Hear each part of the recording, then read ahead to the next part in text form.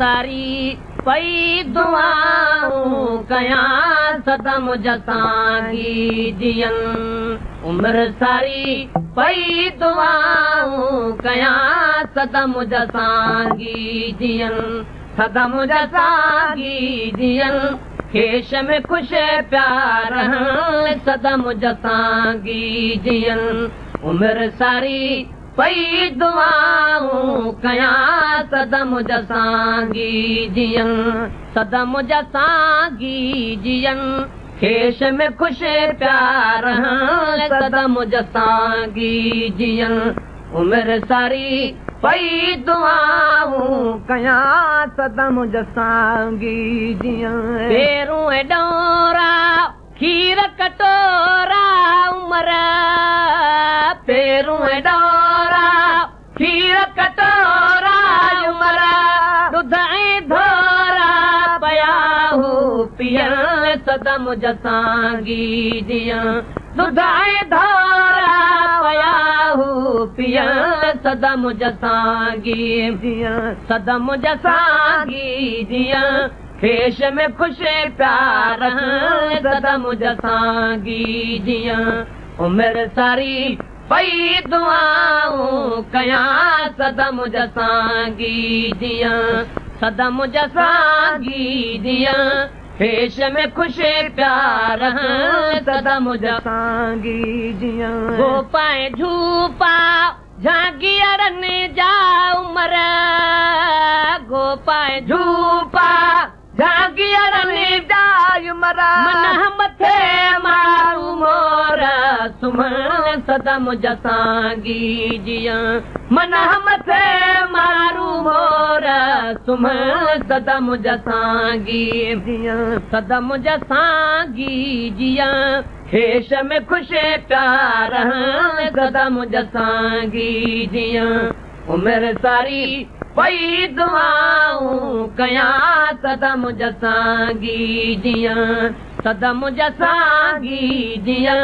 खेश में खुश प्यार सदम जसांगी जियन कैद में आया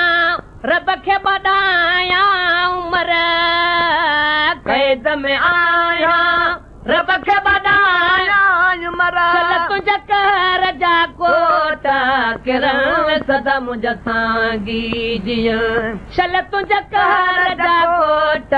किरण सदम जसांगी जियन सदम जसांगी जियन खेश में खुश प्यार सदम जसांगी जियन उम्र सारी पई दुआऊं कयां सदम जसांगी जियन सदम जसांगी जियन खेश में खुश प्यार सदम जसांगी जियन बाबाणन ते बाझकंदो शल धणी बाबाणन ते बाझकंदो शल धणी बाबाणन ते बाझकंदो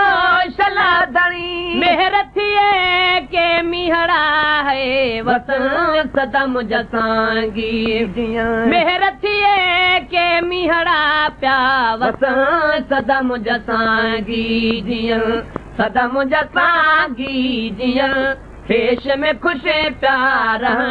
सदम जसांगी जियन उम्र सारी पई दुआऊं कयां सदम जसांगी जियन उम्र सारी पई दुआऊं कयां सदम जसांगी जियन तड़ मथे तेलियूं मुंहिंजूं सहेलियूं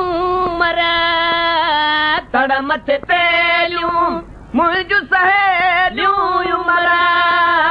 तड़ मथे तेलियूं मुंहिंजूं सहेलियूं मर प्यार में पानी जा बोका भरण सदम जसांगी जियन प्यार में पानी जा बोका भरण सदम जसांगी जियन सदम जसांगी जियन खेश में खुश प्यार सदम जसांगी जियन उमिरि सारी पई दुआऊं कयां सदा मुझसांगी जीअं उमिरि सारी पई दुआऊं कयां सदा मुझसांगी जीअं हलण अबाणी रीत पुराणी उमिरि हलण अबाणी रीत पुराणी उमिरि हलण अबाणी रीत पुराणी उमिरि ॾाॾाणा ॾाजाए ॾे जाॾियं सदा मुझसांगी जीअं ॾाॾाणा ॾाजाए ॾे जाॾियं सदा मुझसांगी जीअं सदा मुझसांगी जीअं खेश में ख़ुशि प्यार सदा मुझसांगी जीअं उमिरि सारी पई दुआऊं कयां सदा मुझसांगी जीअं उमिरि सारी पई दुआऊं कयां सदा मुझसांगी जीअं सदा मुझसांगी जीअं खेश में ख़ुशि प्यार सदा मुझसांगी जीअं